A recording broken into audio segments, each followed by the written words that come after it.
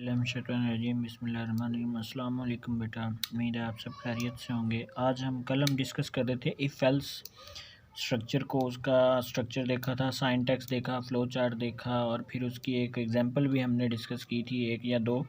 आज हम जो बाकी रिमेनिंग प्रोग्राम्स जो बाकी बचे हुए थे, कल हमने जो नहीं डिस्कस किए थे लेक्चर में, आज उनके ऊपर डिस्कस करेंगे। तो वो कहता है write a program that input a number it display square root आपने फाइंड करना है।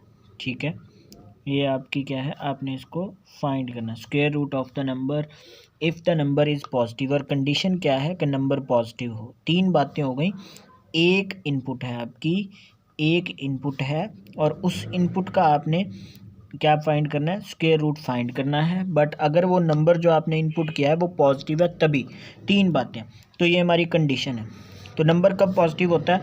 नंबर जब भी पॉजिटिव होगा अगर वो ज़ीरो है या ज़ीरो से बड़ा है, तो हम कहेंगे greater than equal to zero है तो फिर वो नंबर पॉजिटिव है, अदरवाइज़ वो नेगेटिव होगा। तो ये कंडीशन आ जाएगी। स्क्वायर रूट के लिए हम मैथ की लाइब्रेरी को इंपोर्ट कर लेंगे। तो सेम एज हमने तीन हेडर फाइल ली, ये इनपुट के लिए है, कंसोल करने के लिए दो हेडर फाइल ये हो गई। तीसरी आपके पास math.h, यानी सारे मैथ के फंक्शन आपने इस प्रोग्राम में इंक्लूड करवा लिए हैं।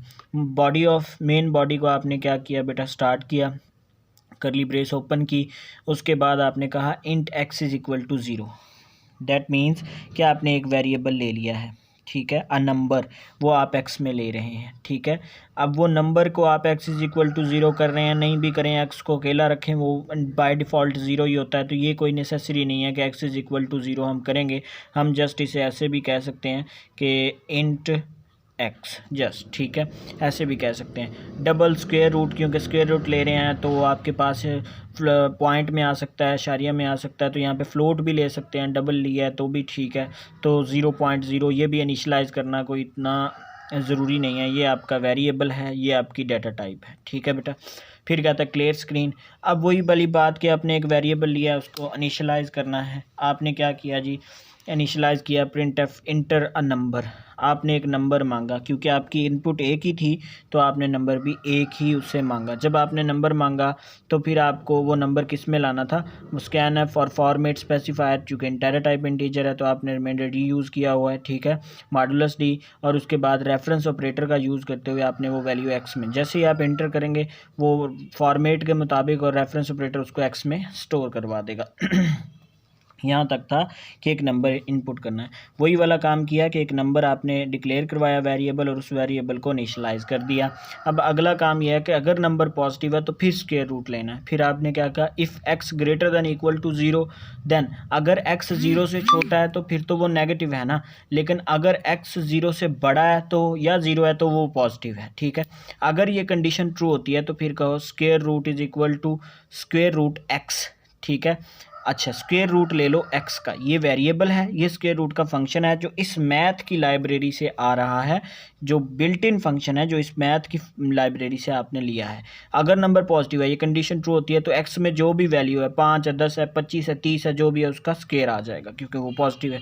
Print f the square root of f is equal to, क्योंकि ये फ्लोट की डाटा कैटेगरी में आती है डबल, तो इसलिए हमने फॉर्मेट स्पेसिफायर 1f का मतलब है कि आपने कहा हुआ है कि जो आपके पास इंटेग्रल पार्ट है वो एक, यानी इशारिया के पहले वाले हिस्से में आपने ये कहा हुआ है। ठीक है, एक्स, ठीक है, तो वो स्क्वायर रूट और एक्स और स्क्वायर रूट को आपने डिस्प्ले कराया। एक्स की जगह पे एक्स की वैल्यू आ जाएगी, स्क्वायर रूट की जगह पे स्क्वायर रूट की वैल्यू आ जाएगी।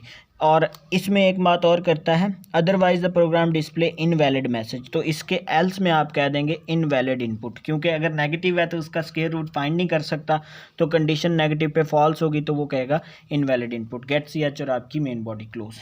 जैसे ही प्रोग्राम रन हुआ उसने कहा इंटर नंबर, आपने नंबर इंटर किया 25, उसने देखा नंबर को चेक किया, एक्स बड़ा है ज़ीरो से, जी नंबर बड़ा है ज़ीरो से, पॉजिटिव है, कंडीशन ट्रू हो गई और उसने एक्स का स्क्वायर रूट ले दिया। एक्स का स्क्वायर रूट लिया तो उसके पास आंसर जो आता था वो ये था, उसने स्क्वायर रूट में ये आंसर दे दिया और एक्स की जगह पे एक्स दे दिया। ठीक है, और बाकी सारा जो है डबल कोटेशन में जो था वो वैसे आ गया सिवाय इस फॉर्मेट स्पेसिफायर के। ठीक है, तो बाकी अगर आप ले लेते इसकी जगह पे, अगर आप ऐसा करें कि x की वैल्यू -5 ले लें तो x इज़ इक्वल टू -5 कर दें तो ये कंडीशन फॉल्स हो जाएगी और आउटपुट में आ जाएगा इनवैलिड इनपुट। समझ आ गई जी? ठीक है, आगे वो कहता है बेटा write a program that input a year and find whether it is a leap year. Leap year क्या होता है? जिसमें फेब जो है वो 29 का हो। क्या?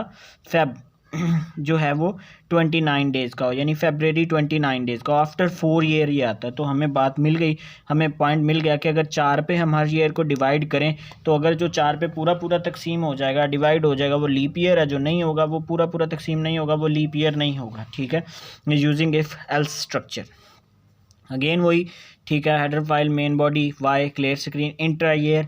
आपने वाई के लिए एक वेरिएबल लिया और मॉडुलस स्पेसिफायर यूज किया फॉर्मेट और वाई में स्टोर करा दिया। अब कहा y modulus by is equal to 4। अगर वाई को 4 पे मॉडुलस लिया जाए, रिमाइंडर किया जाए, उसका फाइंड किया जाए, अगर 0 आए तो हम क्या करेंगे?